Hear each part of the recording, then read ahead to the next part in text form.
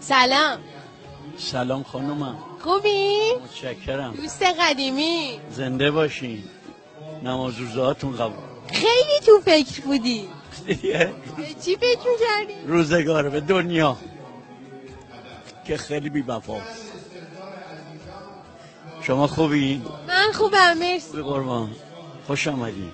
ممنون. روزا چطور میگذره؟ خوب و بد. یه روز خوبه یه روز بده. میگذره بالاخره. عمرمون تموم میشه. زنده باشی.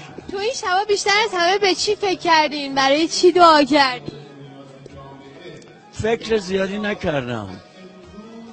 دعا کردم چرا باید اینجوری بشه، چرا اصلا ما باید اینجا باشیم. آخرین افطاری که خونه بودی یادته؟ من خونه 5 سال پیش بوده. 5 ساله که اینجام. دوست داشتی الان خونه بودی؟ بله. چه از خونه بدش میاد. اینجا یه زندانه برامون. این زندان سربازه.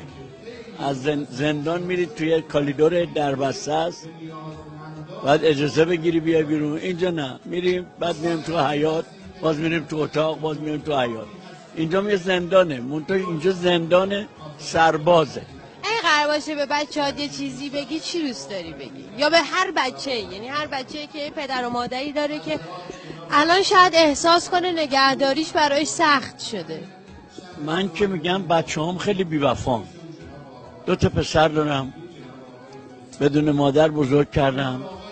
8 ساله 10 ساله بودن، با خانومم متارکه کردم، ازدواج نکردم، اینا رو بزرگ کردم. زن براشون گرفتم، عروسی خوب، خیلی خوب. 8-9 تا خواننده آوردم براشون خوندن. 5 سال من اینجا، یکشون نیومده بگه حالت چطوره.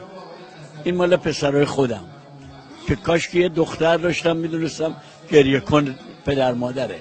دختر پسر به درد نمیخوره. البته بعضی هاشون الان اینقدر کسا داریم اینجا، پسرها آوردن مادرشون رو گشتن اینجا، پدرشون رو گشتن اینجا، ثروتشو بالا کشیدن، بردن محضر بالا کشیدن، گذاشتنشون اینجا رفتن. ولی من پسرام ازشون راضی نیستم. نمیان. یه نوه الان 50 روزه 2 ماه خدا یه نوه به من داده، دلم براش یه ذره شده. پیغام دادم بیاریم من ببینم، یه پسر کوچیکم نیورد. راضی نیستم ازشون.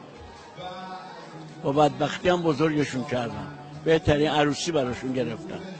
دلمون چجوری خوش باشه. دختر خوبم.